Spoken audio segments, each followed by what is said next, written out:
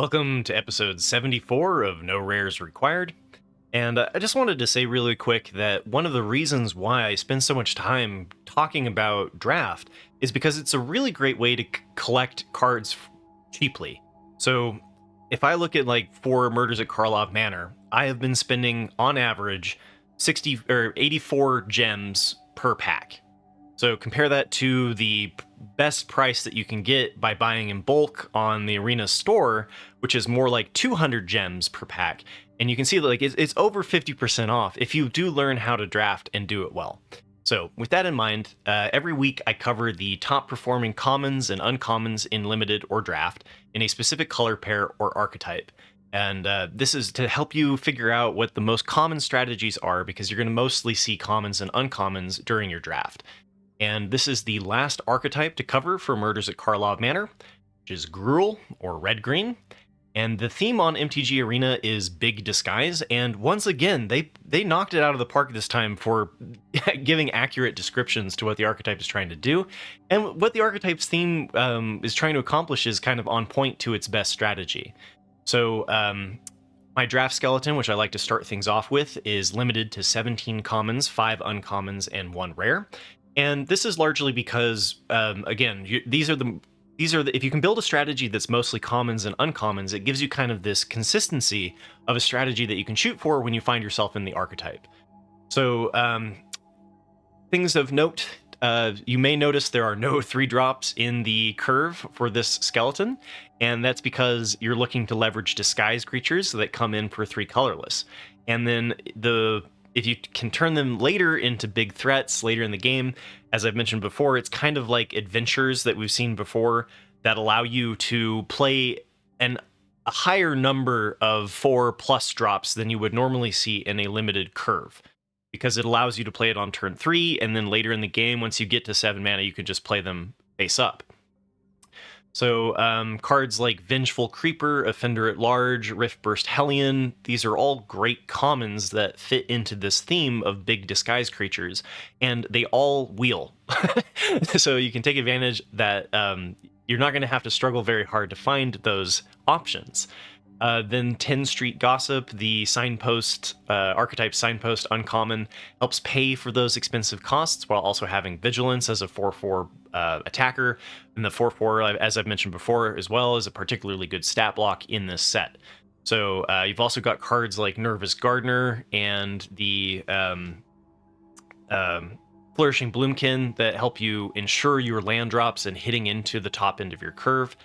Then RARES is the rare that I decided to do for my draft skeleton, and this is the #1 rare that really inspires me to go into Gruul, because it makes all of your disguised creatures flip for free when they die. So, you know, your 2/2 disguised creatures become very hard for your opponent to block, and not just get completely destroyed by outvaluing your opponent by flipping over like a Riftburst Hellion for free, right? As far as interaction goes, there are plenty of good removal options. You've got like Torch the Witness, which is removal and card draw. You've got Shock, Hard-Hitting Question, Galvanize, and then Fanatical Strength does work wonders at pushing the big beef damage, giving it trample so that you can push for lethal. With the broad picture in mind now, let's dive into the cards data on 17 lands and when to take the cards, as well as alternatives during a draft. So if this is your first time for with one of these episodes, what I like to do first is calculate the total wins created, and I do this by taking the average of the games played win rate and game in hand win rate on 17 lands, and then subtract the average win rate for all users in the archetype and multiply it by the number of games played. And what this allows me to do is kind of sift through what has been working for the majority of people that are included in the 17 lands tracker data. So top of the list here, we've got Torch the Witness, followed by Killer Among Us, RARES, Roar of the Old Gods, Fanatical Strength, Shock, Bite Down on Crime, Reckless Detective, Hide in Plain Sight, Pyrotechnic Performer, Nervous Gardener, Flourishing Bloomkin, Galvanize, Vengeful Creeper, Hard-Hitting Question, Loxodon, Eavesdropper, and Offender at Large. A lot of the cards that are in my draft skeleton. As far as the total wins destroyed goes, we kind of repeat the process, but for what cards are negatively impacting the archetype for the majority of people. And top of the list here, we have Suspicious Detonation, which is just very expensive removal. Earbane Orangutan, which is the 2/2 that destroys an artifact. Demand Answers, which is the card that allows you to discard and draw. Felonious Rage, which is the +2/+0 and spawns a 2/2 if the creature dies. Harried Dronesmith, which creates the 1/1 Thopter token. Vidogazi Inspector, which I talked about a lot in Golgari. In this archetype, you want to be aggressive, and so the defensive cards work a little bit worse. They went this way, which is fixing. Again, this one is there are a couple of cards that are worth splashing, but of the green archetypes, Gruul, red-green, is kind of focusing more on pushing damage than it is splashing and kind of playing this attrition strategy. Innocent Bystander, which is the 2/1 for 2 that gets a clue token if it's dealt 3 damage. Public Thoroughfare, which is the fixing. Topiary Panther, which is fixing and collect evidence synergies. Rebel Belt Maverick, again, works really great with graveyard synergies, which you're not really doing when you're bringing in red. Crowd Control Warden, which is better in the go wide strategies. Goblin Mask Maker, which I think a lot of people explore because if you have a whole bunch of disguised creatures, then the Goblin Mask Maker is appealing. It works better when your disguised creatures cost less to flip. So in this one, since you're doing a lot of the 5 cost to flip, it doesn't really help for you to get your cards out quickly. It's much better when you have things like the Dog Walker that flips for 2, and the Gadget Technician that flips for 2. That make it a lot easier to double spell. When your cards flip for more, it's kind of like, so what, you ramped to your Grey Ogre, you're still not flipping it until turn 5. Undercover Crocodile, which is the Simic one that flips in for a clue token. Again, this one, the clue tokens are less important in this archetype because you aren't trying to outvalue, you're trying to pressure. Slime Against Humanity, and then Breakout. And Breakout is the Golgari, or the Gruul specific spell that allows you to dig through your deck. So with that, I like to take the wins created and then divide them by the number of times that the card was picked, and then graph it against the average taken at, and fit the data with a logarithmic regression. And what this allows me to do is calculate the distance from the fitted line, which, thanks to Karl, aka 2.cubed, we'll call value over replacement. And this allows me to see what are the top cards at different time points within a draft, and by how much are they impacting the archetype. So top of the list here, we've got Yaris, Roar of the Old Gods. It gives all of your other creatures you control have haste, which is great for your big threats. And then whenever one or more face-down creatures you control deal combat damage to a player, draw a card, which is really great because they are incentivized to not block or trade your disguised creatures. Because whenever a face-down creature you control dies, you return it to the battlefield face down, and then if it's a permanent card, you turn it face up. So if you've got like a Hellion, you put it onto the battlefield and you flip it face up, and so you get to flip your face down cards for free. One of the cards that works particularly well in this archetype is Pyrotechnic Performer, because whenever a creature you control is turned face up, that creature deals damage equal to its power to each opponent, and you were going for big disguised creatures with high power. The Pyrotechnic Performer can be a win condition in and of itself.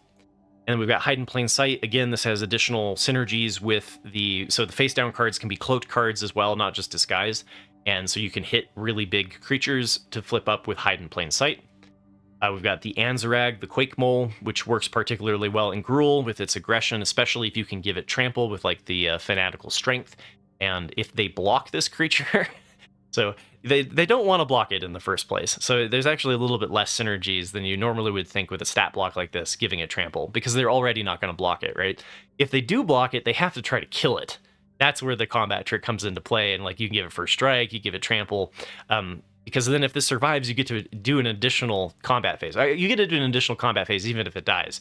But if you get to attack in with this again, you can just end the game, and then you can force your opponent to block if you get to 7 mana. Lamplight Phoenix is another one that just every red archetype is looking for this, because if you do have the evidence in your graveyard, and you don't even really need synergies to enable this, as creatures just die naturally, especially your big disguised creatures, when you trade them off, you'll have that evidence to use to keep the Lamplight Phoenix alive, and then it's just a really sticky threat. And a 3/3 flyer is a good stat in this format. Axebane Ferrex, I've mentioned before, is good, especially in this one, because like compared to Golgari, you're more likely to be aggressive, and Axebane Ferrex is something that's very difficult for your opponents to deal with early. Krenko, Baron of 10th Street, is another one that's, 3/3 haster, good in those aggressive archetypes, and then you can sacrifice things to create goblins and pay the 1 red to give everything +1/+1, including itself, and so you can kind of overrun your opponent that way. And Azoni, Center of the Web, mentioned this one 1,000 times already. If you are in green or if you are in black, you're looking to splash Azoni, Center of the Web. It's an amazing card. It gives you so much when it enters the battlefield, as long as you can collect evidence.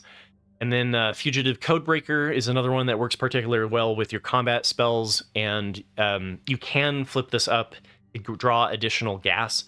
And so it's a delicate balance between whether or not you're playing this out as a 2/1 haste on 2, or if you're waiting for the disguise.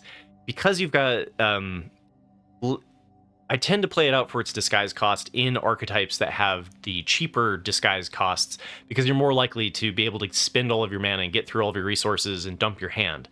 In this set, in this archetype, I mean, it's a little bit less common, because you are, you're flipping up, you're spending a lot of mana to flip your really big, expensive disguise creatures. So a lot of times I'll just play this out as a prowess haste creature to get in for that early aggression. And then Sharp-Eyed Rookie, again, is another one that is just good pressure. As long as you're able to kind of curve out and continue playing these large drops, then Sharp-Eyed Rookie can easily become like a 4/4 vigilance creature, which works particularly well in this set. Okay, so then after that, I like to go over the value of a replacement for picks 2.5 and 5, and this is more important than did you open up a good bomb, because these are the uncommons and top commons and sometimes an undervalued rare that really kind of push me into, okay, this is the archetype I'm going to try to draft, and then this is what's open, these are the signals that I'm receiving. And so we can see here, top of the list, we've got Torch the Witness, which in red, this is great, right? You get scalable removal that then also creates a clue token, so it replaces itself, so you're not even trading 1-for-1 against your opponent's card, which is fantastic. Killer Among Us is, I've mentioned this one every time you're in green, you're going to look to play a Killer Among Us, because 3/1/1s, one of which turns into a 4/4, is just a lot of pressure for 5 mana. Flourishing Bloomkin is another one where you're going to have to take a moment and kind of decide, am I majority green? Because if you are majority red, then it's going to be a little bit worse. It still does the disguise kind of synergy that you're trying to do in this deck, so even if I'm not on like a 9/8 split towards green, I'll still include the Flourishing Bloomkin, especially because it helps you find the mana to continue to flip your big expensive creatures. Reckless Detective is one that you definitely want some rummaging to not... anytime that you're playing aggro or tempo, you're going to be looking to play the Reckless Detective, because it helps you ensure your land drops and smooth your curve. And then we've got Hard Hitting Question, which is good removal in green. The Commercial District, which is, again, you'll notice a theme of the on-color tap lands being better than everything else. And again, this comes down to having double pip red and double pip green costs are quite common. So you want your on-color rare more so than you might think of compared to other sets. Greenbelt Radical, again, is either a great threat as a 4/4 on 4, or a win condition if you get to 7 mana and you get to flip it, because it gives everything trample. Really great at pushing damage. Nervous Gardener, just like the Flourishing Bloomkin, allows us to hit into our later land drops in the later part of our curve. Shock is really great removal. You can use it on parity to remove a disguised ward creature and pay for 3. Otherwise, you can just wait. There are a lot of good targets in the set that have 2 toughness that Shock can usually land on and trade up in value. Same thing with Galvanize, being able to deal 3 damage, and then if you do like pop a clue token or something like that, you can deal 5. But even just the instant speed deal 3 works pretty well against a good chunk of the meta. And then we have the off-color tap lands, so specifically black is good to look for Azoni. Tunnel Tipster works to an extent. You are going to be playing a lot of disguised creatures, and this does help you ramp. You can overdo it, though, because like the Tunnel Tipster, a lot of times I think people go a little bit too heavy into that. But being able to ramp, play this out on 2, and then you can start doing things on 4 is a little bit awkward, because a lot of times on turn 3, you're just going to be playing a morph creature anyway. But then on turn 4 is where the Tunnel Tipster really shines, and by then it's already a 2/2 and can kind of stay on the board a little bit better. Lush Portico and the Elegant Parlor are good for Aurelia, which is kind of one that like you're going to be looking to pick those up if you have them, right? The other thing too is that because of cards like the there's a Naya space where some of your disguised creatures will flip over for white, and so the white mana is also another one to look for, especially if you've already picked up a bomb in Boros and you're trying to pivot, which Gruul is a space that, like, if you go red-white and the white's just not coming, you can pivot into green.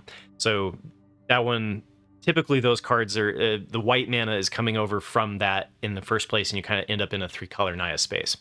So now for value over replacement for picks 5 through 8, and you can see that this is not as healthy as Golgari, but still plenty healthy enough, and kind of right where you expect it to be. And top of the list here, we've got the 10 Street Gossip, which is the signpost uncommon for Gruul. Allows you to spend a red and a green to cast your face down spells or to turn creatures face up. And then it also has Vigilance, so you can attack first and then do that. Get a Leg Up is a great combat trick in green for one green. No complaints there.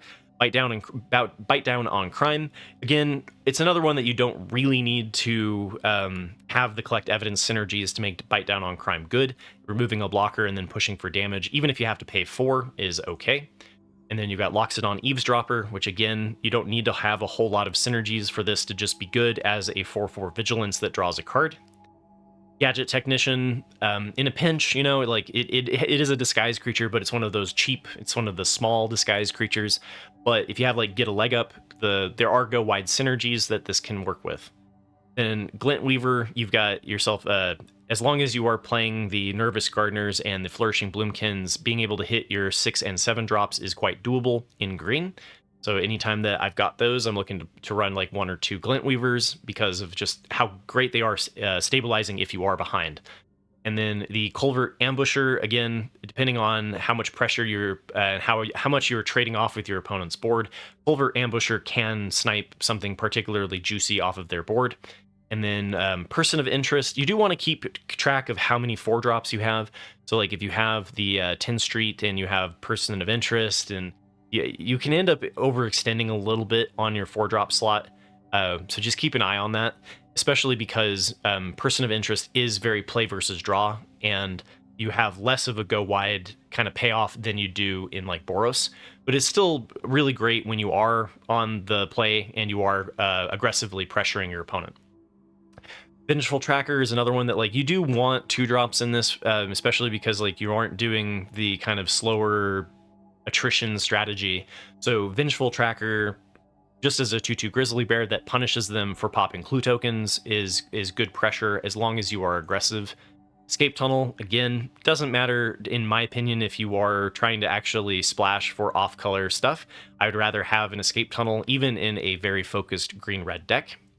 And then Repulsive Mutation is worth splashing in my opinion. Anytime that you are in the green or blue space, even when you are aggressive, the ability of being able to pay this even for X = 0, if you have high-powered creatures on board, you can still counter something for 2. And then if you have something that goes unblocked, you can do this as a Simic Fireball and hit them for X damage. And then as far as the value over replacement goes for 8 and onward, this is right where we want it to be, around 3 or 4 cards. And we've got the Fanatical Strength, which is really great for making your big disguised creatures like Offender at Large and Hellion and whatnot push for trample damage. Vengeful Creeper is a great disguise threat that then turns into a mid-range threat and is often available on the wheel. Same with Offender at Large, and this one is my most drafted common. I love Offender at Large.